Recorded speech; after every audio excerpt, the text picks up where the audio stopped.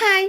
അപ്പം നമ്മൾ വീണ്ടും ഒരു ചെറിയ ഡ്രോയിങ് ആയിട്ടാണ് കേട്ടോ വന്നേക്കണേ. സ്കെച്ച് ബുക്ക് കാണുമ്പോൾ തന്നെ എല്ലാവർക്കും അറിയാലോ അല്ലേ ഇന്നൊരു ഡ്രോയിങ് ആണെന്നുള്ളത്. അപ്പോൾ നമ്മൾ വീണ്ടും ഒരു സെൻഡുഡിലാട്ടായിട്ടാണ് കേട്ടോ വന്നേക്കുന്നത്. കളർഫുൾ ആയിട്ടുള്ളതല്ലാതെ സിമ്പിളായിട്ട് എത്ര വരയ്ക്കാൻ അറിയാത്തവനും ഒരു സൺഫ്ലവർ വരയ്ക്കാൻ പാകത്തിനാണ് ഞാനിന്ന് വന്നേക്കുന്നത്. അപ്പോൾ അതിന് വേണ്ടിയിട്ട് ഞാനിവിടെ ബോൾ പെൻസാണ് യൂസ് ചെയ്യുന്നത്. ബ്ലാക്ക് കളർ മാത്രമാണ്, ഒരു ബ്ലാക്ക് ആൻഡ് വൈറ്റ് ഫോട്ടോ എന്നൊക്കെ വേണമെങ്കിൽ പറയാം.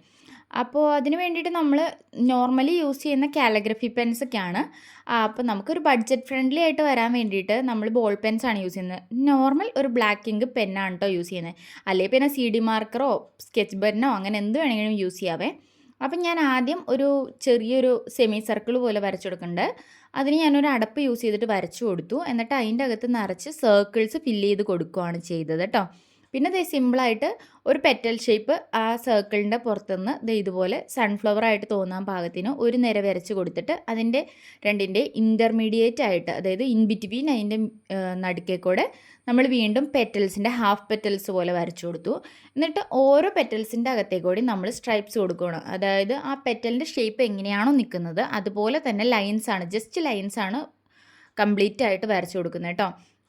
അപ്പോൾ ഞാൻ ഈ എക്സ്പ്ലെയിൻ ചെയ്യുന്നതിനേക്കാളും നല്ല ക്ലിയർ ആയിട്ട് നിങ്ങൾക്കിപ്പോൾ വീഡിയോ കാണുമ്പോൾ മനസ്സിലാവും. അതായിരിക്കും ഇച്ചിരി കൂടി എളുപ്പത്തിൽ ഞാൻ പറയുന്നതിനേക്കാളും. എപ്പോഴും ഈ ഡ്രോയിങ് അതുപോലെ ഒറിഗാമി പോലെയുള്ള സാധനങ്ങളൊക്കെ നമുക്ക് എപ്പോഴും എക്സ്പ്ലെയിൻ ചെയ്ത് തരാൻ ഭയങ്കര പാടായിരിക്കും. ഇങ്ങനെയുള്ള വീഡിയോസൊക്കെ കാണുമ്പോൾ നമുക്ക് ആ വീഡിയോയിൽ കാണുന്ന പോലെ ചെയ്ത് കഴിഞ്ഞാൽ നല്ല ഭംഗിയായിട്ട് വരും കേട്ടോ. അപ്പോൾ അതെ, അങ്ങനെ പറഞ്ഞിരിക്കെ അത് മൊത്തം ഞാൻ വരച്ച് തീർന്നിട്ടുണ്ട്. എന്നിട്ട് നമ്മൾ ചെയ്യുന്നതെന്ന് പറഞ്ഞാൽ അതിനൊരു ഒരു ഒറിജിനാലിറ്റിയോ ഇച്ചിരി ഒരു ലുക്ക്, റിയലിസ്റ്റിക് ലുക്കിലേക്കൊക്കെ വരാൻ വേണ്ടിയിട്ടും അല്ലെങ്കിൽ ഇച്ചിരി ഒരു ബ്യൂട്ടിഫുൾ ആയിട്ട് ആ പിക്കിനെ നമുക്ക് എൻഹാൻസ് ചെയ്തെടുക്കാൻ വേണ്ടിയിട്ടൊക്കെ നമ്മൾ ചെയ്യുന്നതെന്ന് പറഞ്ഞാൽ ഷെയ്ഡിങ് ആണ്. അപ്പോൾ ഞാൻ ചെയ്യുന്നതെന്ന് പറഞ്ഞു കഴിഞ്ഞാൽ ആദ്യം അതിൻ്റെ എൻ പോർഷൻസിന് അകത്തേക്ക് ഒന്ന് ഷെയ്ഡ് ചെയ്ത് കൊടുക്കുന്നുണ്ട്. അത് ഞാനിപ്പോൾ ജസ്റ്റ് ബോൾ പെൻസ് യൂസ് ചെയ്ത് തന്നെ ഷെയ്ഡ് ചെയ്ത് കൊടുത്തു. നിങ്ങൾക്കത് പെൻസിലൊക്കെ യൂസ് ചെയ്ത് ഷെയ്ഡ് ചെയ്യുകയാണെങ്കിൽ ഇച്ചിരി കൂടി ഭംഗിയായിരിക്കും കേട്ടോ. പിന്നെ ഓരോ ബോർഡർ ലൈൻസും ഒന്ന് എൻഹാൻസ് ചെയ്യാൻ വേണ്ടിയിട്ട് ഒന്ന് ബോൾഡാക്കി കൊടുത്തു.